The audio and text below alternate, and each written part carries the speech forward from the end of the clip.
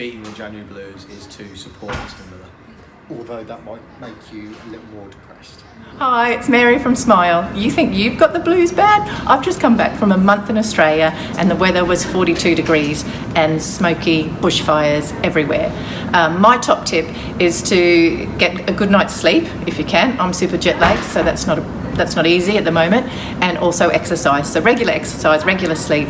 And if it's really bad, grab yourself a sad light. My 2 tips to beat the January blues. Well, the first one, I'd say have a dry gin and tonic on a Friday night or a Sunday if you like me and you have difficulty sleeping before work on a Monday.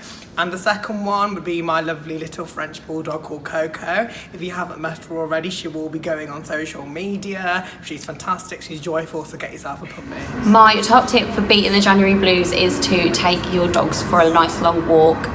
My top tip for beating the January blues is to watch your favourite film.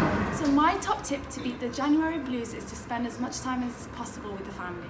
And my top tip to get through the January blues will be to tell bad jokes every day. My tip to beat the January blues is to carry on socialising with your friends and seeing people. Just because Christmas is over doesn't mean you need to stop seeing everyone. My tip to beat the January blues is to treat yourself. To beat the January blues, I suggest having a day focusing on yourself, whether that is clearing out your wardrobe, buying a new one, doing some exercise, or a pamper day, whatever makes you feel good.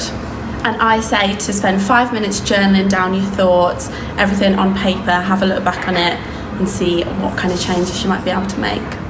Hi, yeah, my tip for beating the January blues is to definitely always book a massive holiday. My tip for beating the January blues this year is to have a birthday. My birthday this year falls on Blue Monday, so I will be staying home and eating cake all day. My top tip for beating the January blues is to have a much more light-hearted approach to the office because I take work far too seriously and I'm going to stop doing that.